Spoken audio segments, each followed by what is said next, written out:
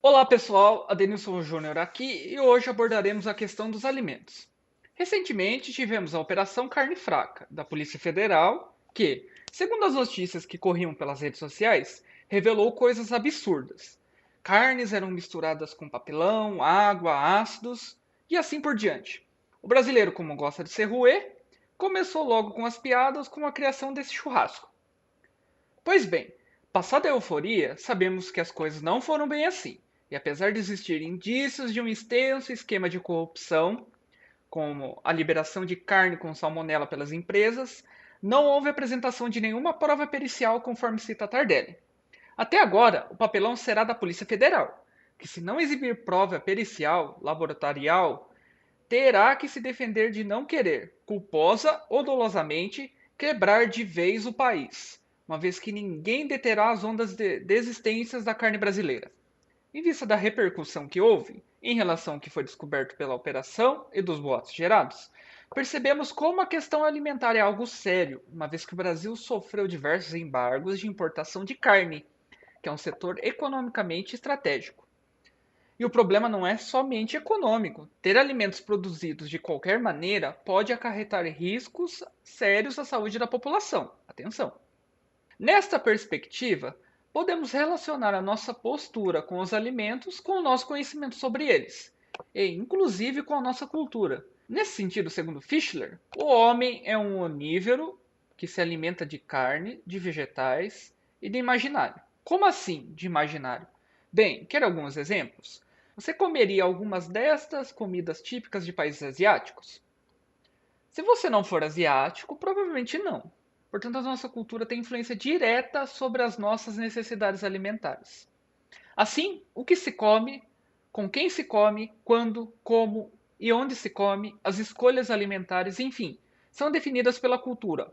O homem se alimenta de acordo com a sociedade a que se pertence. Agora, quando relacionamos a questão cultural com a formação escolar da população brasileira, mais especificamente com o estabelecimento de currículos extremamente influenciados pelo Banco Mundial, pelo FMI, Organização Mundial do Comércio, por aí vai, o cenário passa a ser preocupante, uma vez que o pensamento por trás dos mesmos é capitalista e volta seu foco para a formação de pessoas em vista do atendimento de interesses do mercado.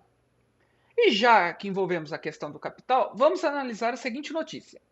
A empresa Bayer é uma empresa farmacêutica e a Monsanto uma produtora de agrotóxicos e sementes geneticamente modificadas. Segundo a reportagem do G1, caso seja concretizado, juntas, Bayer e Monsanto se converterão em uma gigante mundial com volume de negócios anual de 23 bilhões de euros e quase 140 mil funcionários, uma empresa extremamente grande. Como veremos adiante, a fusão dessas duas empresas é algo preocupante, em vista da falta de estudo sobre a segurança de se consumir alimentos transgênicos e a sua grande disseminação, e também do fato de uma empresa farmacêutica controlar um mercado que pode trazer diversos efeitos negativos sobre a saúde da população. O mercado é vantajoso para essa fusão, afinal, cria-se a demanda, que são possíveis doenças com as vendas das sementes não testadas, e a oferta dos medicamentos para o tratamento das doenças. Pois bem, até aqui discutimos um pouco sobre a influência cultural nas nossas escolhas alimentares e como parte da nossa cultura, influenciada pela escola, é guiada por interesses capitalistas. Nesse ponto, já temos condições de debater a questão de alimentos geneticamente modificados. O que sabemos a respeito? Por que são feitas essas modificações? Bem, de acordo com Camara e colaboradores, os transgênicos são aqueles que passam por modificações por meio de técnicas da engenharia genética, que almejam características tais como maior rendimento, resistência a pragas, melhora das características por mecanização, melhora de qualidade, adaptabilidade em condições climáticas não favoráveis. Perfeito, não? Então, é o que parece refletir a Academia Científica Brasileira, uma vez que, dentre 716 trabalhos produzidos por pesquisadores brasileiros, apenas 8 abordaram a segurança alimentar dos transgênicos, através principalmente da exposição aos riscos e das incertezas desses produtos para a saúde e o meio ambiente.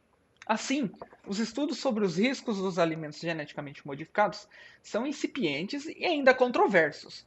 Mesmo assim, no Brasil, estão sendo plantados ilegalmente desde o fim dos anos 90 e foram regulamentados por Lula em 2005, que foi pressionado pela Monsanto, grande empresa fabricante de sementes, Rio Grande do Sul e agricultores que já plantavam sem nenhuma licença. Isso tudo foi feito sem estudos concretos sobre os riscos dos alimentos.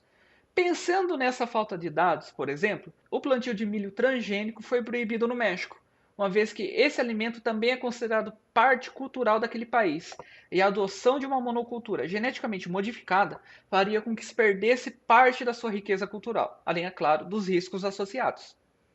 Dito isso, até que ponto os interesses econômicos devem sobrepor os culturais? É ético pensar no lucro, custe o que custar? Além disso, a nossa sociedade permite essas discussões? Como podemos garantir uma alimentação mais segura?